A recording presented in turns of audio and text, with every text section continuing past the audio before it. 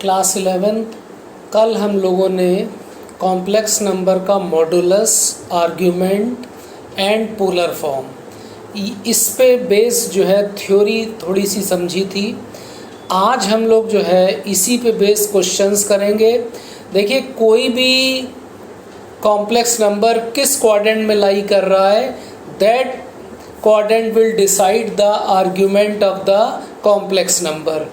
तो अब हम लोग एक केस लेंगे कि अगर कोई कॉम्प्लेक्स नंबर फर्स्ट क्वाड्रेंट में लाई कर रहा है तो उसका मॉडुलस और आर्ग्यूमेंट क्या होगा।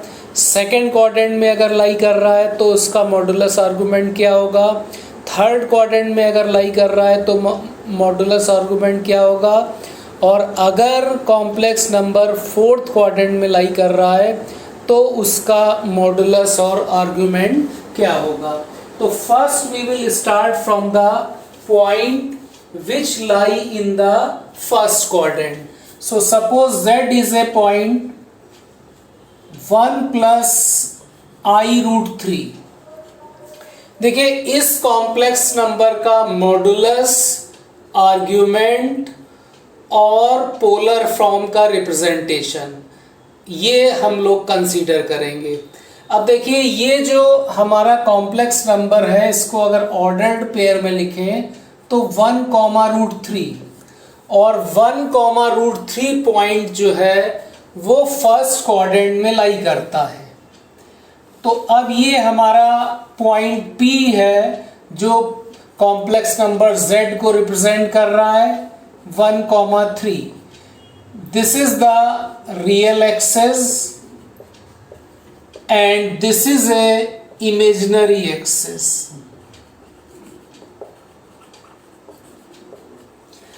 अब हमें सबसे पहले हम मॉडुलस फाइंड करेंगे। देखिए, मॉडुलस फाइंड करने के लिए modulus of Z √square of the real part, मैंने फार्मूला क्या बताया था, रियल पार्ट का स्क्वायर प्लस इमेजिनरी पार्ट का square. So this will be √1 square plus √3 whole square, 1 + 3 4 and this will be 2। तो देखिए, इस कॉम्प्लेक्स नंबर का मॉडुलस जो है वो 2 हो जाएगा। और आर्ग्यूमेंट फाइंड करने के लिए जो tan थीटा, देखिए आर्ग्यूमेंट का मतलब क्या हुआ कि इस कॉम्प्लेक्स नंबर को हम अगर ओरिजिन से ज्वाइन करें तो ये line OP positive direction of x axis से जो एंगल बना रही है वो कॉम्प्लेक्स नंबर का आर्ग्यूमेंट हो जाएगा। तो tan theta is equal to imaginary part of the Z upon real part of the Z। ये फार्मूला मैंने बताया था। तो ये हो जाएगा हमारा इमेजिनरी पार्ट √3 अपॉन 1, इससे थीटा की वैल्यू आ जाएगी π/3।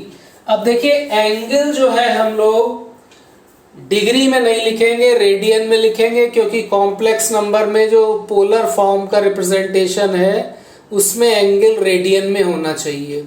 तो देखिए, इसका मॉडुलस तो हो गया 2 और इसका आर्ग्यूमेंट जो है वो थीटा हो गया। तो therefore modulus of Z is 2 and argument of Z that is theta, ये π/3 हो गया।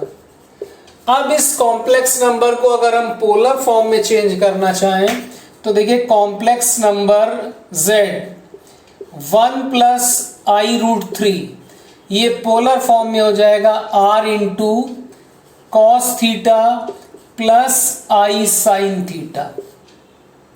तो R की वैल्यू हमारी कितनी है 2 cos π/3 प्लस I sin π/3। तो ये 1 + IZ का पोलर फॉर्म हो जाएगा 2 × cos π/3 प्लस I sin π/3। तो अब ये देखिए, ये तो हम लोग ने वो केस लिया जब हमारा पॉइंट जो है वो फर्स्ट क्वाड्रेंट में लाई कर रहा था।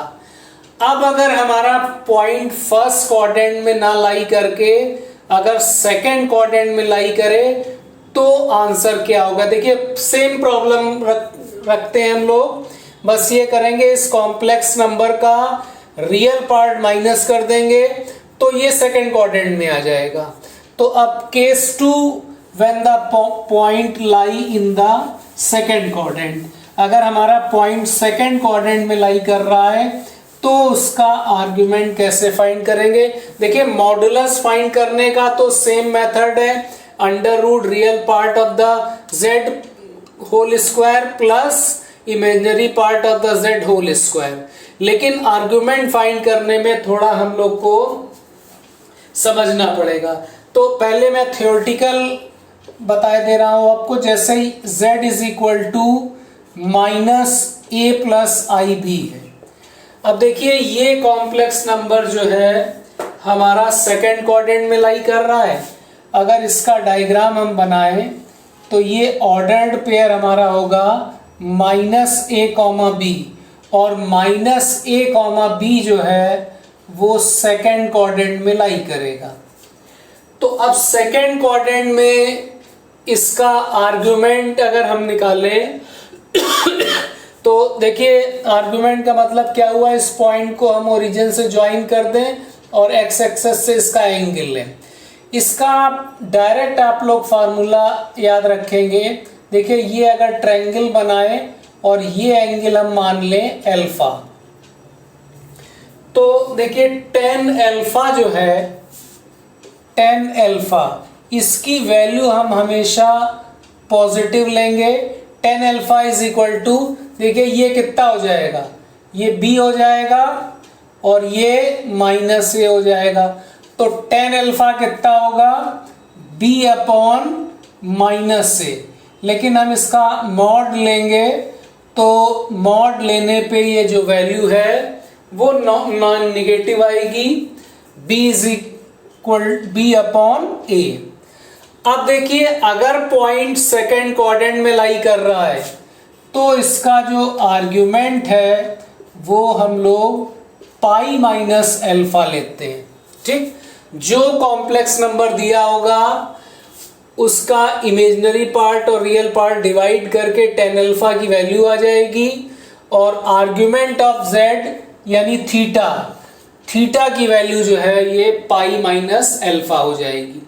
तो अब जैसे हम एक पॉइंट लें z is equal to -1 plus i√3, तो देखिए ये पॉइंट जो है हमारा सेकंड क्वाड्रेंट में लाई कर रहा है।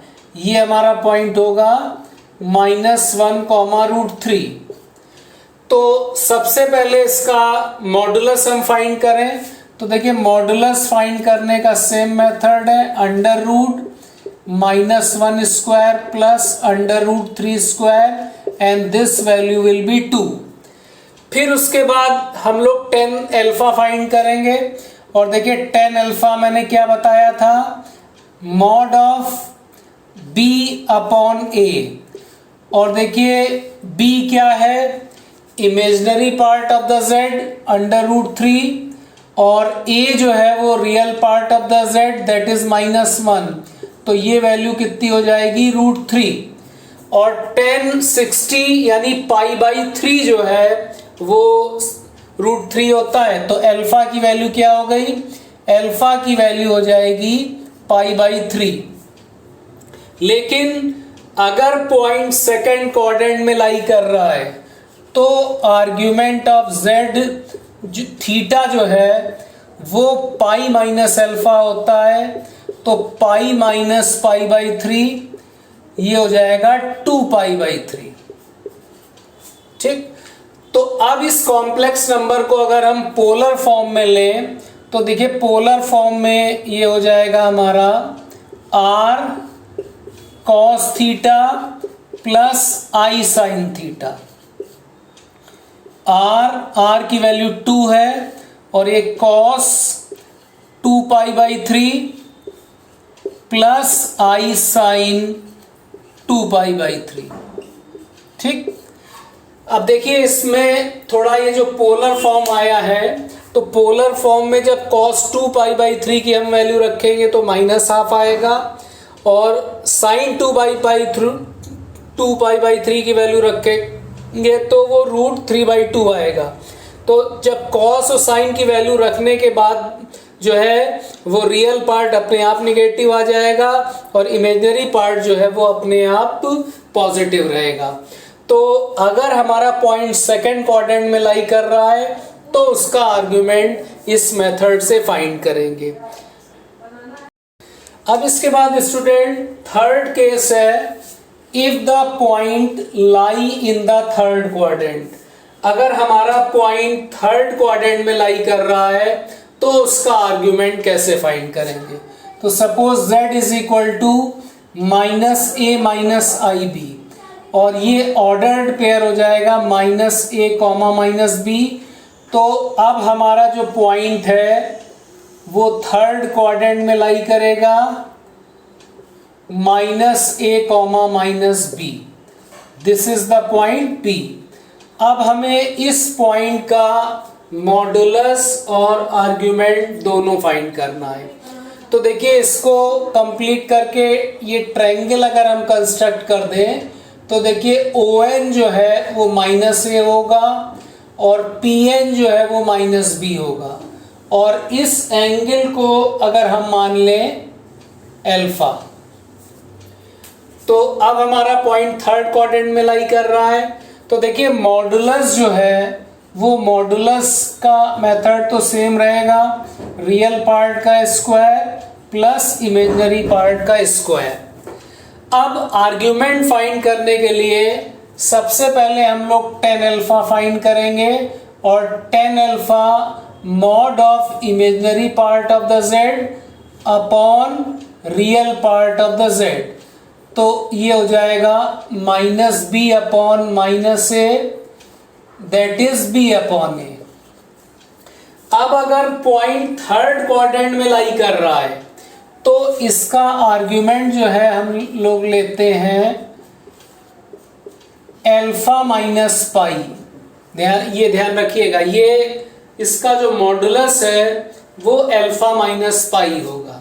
ठीक है, तो देखिए इसका रीज़न ये है कि अगर हम एंगल क्लॉकवाइज डायरेक्शन में लेंगे, देखिए क्लॉकवाइज डायरेक्शन में ये एंगल कितना होगा, पाई माइनस अल्फा। अगर ये अल्फा है तो ये पाई माइनस अल्फा होगा, और हमको ये पता है कि एंगल जब एंटी क्लॉकवाइज डायरेक्शन में होता है तो पॉजिटिव होता है और क्लॉकवाइज डायरेक्शन में निगेटिव होता है। तो देखिए डायग्राम से क्लियर है कि ये एंगल हमारा पाई माइनस अल्फा है, लेकिन हम एंगल को ले रहे हैं क्लॉकवाइज डायरेक्शन में, तो ये एंगल हो जाएगा minus time pi minus alpha, यानी अल्फा माइनस पाई। अब एक पॉइंट हम ऐसा लेंगे जो थर्ड क्वाड्रेंट में लाई करें। देखिए सेम पॉइंट को ही हम डिफरेंट क्वाड्रेंट में ले रहे हैं। तो अब जैसे हम z को मान लें, अभी हमने जो पॉइंट लिया था तो वो 1 + i√3 था। अब इसको थर्ड क्वाड्रेंट में लेने के लिए इसको -1 - i√3 लिख देंगे, तो ये ऑर्डर्ड पेयर -1, -√3 हो जाएगा। तो अब इसका जो मॉडुलस है, तो मॉडुलस का तो वही फार्मूला रहेगा -1² plus -√3² and this is equal to 2। अब यहाँ पे सबसे पहले tan अल्फा फाइंड करेंगे। tan alpha is equal to mod of imaginary part of complex number upon real part of the complex number, that is √3, and this will give alpha is equal to π/3। Alpha की value π/3 हो जाएगी। तो यहाँ पे complex number का जो argument आएगा वो अल्फा माइनस π/3, यानी अल्फा माइनस पाई, तो π/3 माइनस पाई, और ये हो जाएगा -2π/3। तो अब इस कॉम्प्लेक्स नंबर का polar representation z is equal to r cos theta plus i sine theta, ये रिप्रेजेंटेशन हो जाएगा 2 into cos minus 2π/3 plus i sine minus 2π/3। ठीक, तो ये हमारे पॉइंट का थर्ड क्वाड्रेंट में रिप्रेजेंटेशन हो जाएगा। अब इसके बाद next case when the point lie in the fourth quadrant. देखिए अब हमारा अगर पॉइंट फोर्थ क्वाड्रेंट में लाई कर रहा है, जैसे a माइनस आई बी, यानी a कॉमा माइनस बी, तो ये पॉइंट जो है वो फोर्थ क्वाड्रेंट में लाई करेगा। तो अब फोर्थ क्वाड्रेंट में पॉइंट का अगर डायग्राम हम बनाएं तो ये पॉइंट हमारा P a comma minus b हो जाएगा, और इसको हम ज्वाइन कर दें, और इसको ज्वाइन करके जब ये ट्रायंगल बनाएंगे तो देखिए रियल पार्ट तो a है, इमेजिनरी पार्ट माइनस बी है, और ये आर्ग्यूमेंट जो है ये एंगल अल्फा है। ठीक, तो देखिए आर्ग्यूमेंट हम ये एंगल किस डायरेक्शन में ले रहे हैं, क्लॉकवाइज डायरेक्शन में ले रहे हैं, तो ये एंगल हमारा नेगेटिव होगा। तो अब अगर पॉइंट हमारा फोर्थ क्वाड्रेंट में लाई कर रहा है तो मॉड ऑफ द z जो है वो तो सेम रहेगा a square plus b square, लेकिन आर्ग्यूमेंट ऑफ z जो है वो माइनस अल्फा होगा। ठीक है, तो आर्ग्यूमेंट ऑफ द z जो है वो माइनस अल्फा होगा। देखिए आर्ग्यूमेंट का मतलब क्या है, ये एंगल तो अल्फा ही है, लेकिन हमने इस एंगल को क्लॉकवाइज डायरेक्शन में लिया है, इसलिए ये एंगल माइनस हो जाएगा। तो अब जैसे एक पॉइंट लें, हम वही सेम पॉइंट लें, और सेम देखिए सेम पॉइंट को ही हम डिफरेंट क्वाड्रेंट में रोटेट करा रहे हैं। तो जैसे हमारा पॉइंट क्या था 1 प्लस आई रूट 3, 1 प्लस आई रूट 3 को अगर फोर्थ क्वाड्रेंट में करें तो ये 1 माइनस आई रूट 3 हो जाएगा, और ये ऑर्डर्ड पेयर हमारा क्या हो गया 1 minus 1 comma minus under root 3।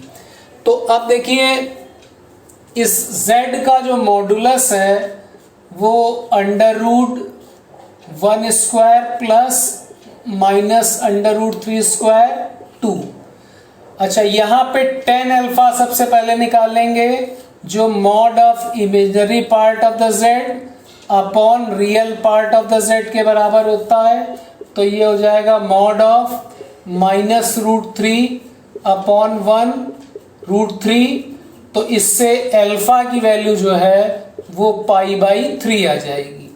अच्छा, अब अगर फोर्थ क्वाड्रेंट में कोई पॉइंट लाई कर रहा है तो ये आर्ग्यूमेंट थीटा, तो आर्ग्यूमेंट ऑफ z थीटा जो है वो माइनस अल्फा यानी माइनस π/3 हो जाएगा। अब इस कॉम्प्लेक्स नंबर को अगर हम पोलर फॉर्म में रिप्रेजेंट करें तो z is equal to r cos theta plus i sine theta. तो z की वैल्यू तो 2 रहेगी, और ये हो जाएगा cos minus π/3 plus i sine minus π/3। तो ये अब हमारा पॉइंट जो है वो फोर्थ क्वाड्रेंट में लाई करेगा। तो देखिए स्टूडेंट्स, कॉम्प्लेक्स नंबर्स का रिप्रेजेंटेशन, उनका मॉडुलस और उनका आर्ग्यूमेंट, ये चारों क्वाड्रेंट में हम लोग ने देख लिया। तो अब जो है आप लोग को इस पे बेस्ड क्वेश्चंस जो हैं उनकी प्रैक्टिस करनी है।